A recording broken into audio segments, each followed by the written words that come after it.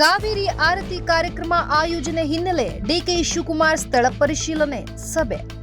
ಮಂಡ್ಯ ಜಿಲ್ಲೆಯ ಕೃಷ್ಣರಾಜಸಾಗರ ಜಲಾಶಯದಲ್ಲಿ ಕಾವೇರಿ ಆರತಿ ಕಾರ್ಯಕ್ರಮ ಆಯೋಜಿಸುವ ಸಂಬಂಧ ಉಪಮುಖ್ಯಮಂತ್ರಿ ಡಿಕೆ ಶಿವಕುಮಾರ್ ಇಂದು ಸ್ಥಳ ಪರಿಶೀಲಿಸಿ ಜನಪ್ರತಿನಿಧಿಗಳು ಹಾಗೂ ಅಧಿಕಾರಿಗಳ ಸಭೆ ನಡೆಸಿದರು. ಈ ವೇಳೆ ಶಾಸಕರಾದ ರಮೇಶ್ ಬಂಡಿಸಿದ್ದೇಗೌಡ, ದರ್ಶನ್ ಪುಟ್ಟಣ್ಣಯ್ಯ, ದಿನೇಶ್ ಗೂಳಿಗೌಡ, ಜಿಲ್ಲಾಧಿಕಾರಿ ಕುಮಾರ್, ಮೈಸೂರು ಜಿಲ್ಲಾಧಿಕಾರಿ ಲಕ್ಷ್ಮೀಕಾಂತ್ ರೆಡ್ಡಿ ಮತ್ತಿತರರು ಅಧಿಕಾರಿಗಳು ಉಪಸ್ಥಿತರಿದ್ದರು.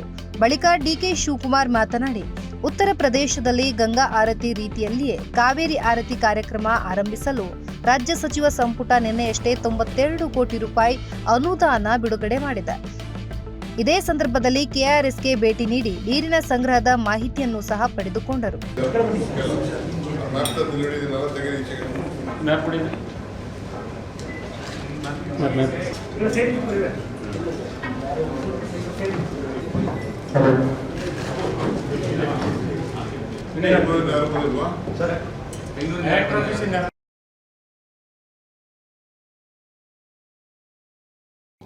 ನಿನ್ನೆ ಕ್ಯಾಬಿನೆಟಲ್ಲಿ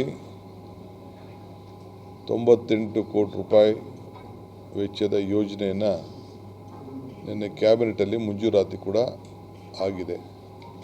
ಈ ಬಜೆಟಲ್ಲಿ ಸೇರಿಸಿದ್ದೇವೆ.